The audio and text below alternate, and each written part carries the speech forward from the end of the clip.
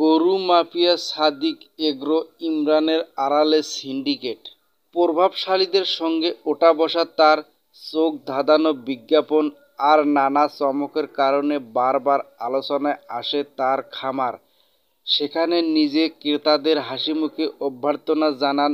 দেখে শুনে মনে হয় এই সাদিক এগ্রো ঘিরেই যেন পরিচালিত হয় তার সার্বিক কার্যক্রম।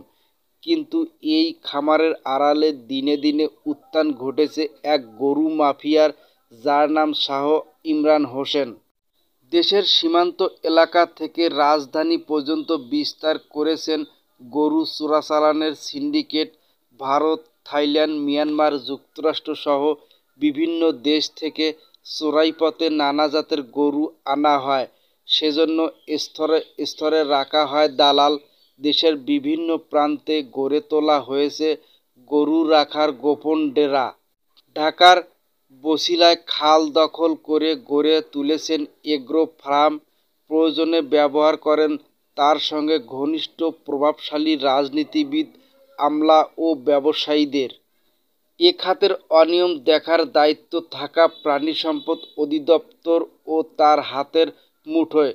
কথা মতো না চললে অন্য খামারিদের বিরুদ্ধে যখন তখন মামলা ঠুকে দেন দাপট দেখিয়ে। বাংলাদেশ ডেইরি ফার্মার্স অ্যাসোসিয়েশন সভাপতি পদও দখলে নিয়েছেন শাহ ইমরান হোসেন। এসব তথ্য বেরিয়ে এসেছে। জানা গেছে ২০০৮ সালে রাজধানীর উপকণ্ঠ বছিলায় মাত্র কয়েকটি গরু নিয়ে যাত্রা শুরু হয় সাদেক এগ্রোর। তবে কয়েক বছরের মধ্যেই ব্যাপত্তি বাড়তে থাকে ব্যবসায়। তখন থেকেই প্রভাবশালীদের সঙ্গে সম্পর্ক গড়ে তুলে শুরু করেন ইমরান। আর সেই সুবাদে জড়িয়ে পড়েন গরু চোরাচালানের সঙ্গে। অল্প টাকায় ভারত থেকে গরু এনে রাজধানীর বিভিন্ন হাটে বিক্রি। এছাড়া থাইল্যান্ড এবং যুক্তরাষ্ট্র থেকে আনেন উন্নত জাতের গরু।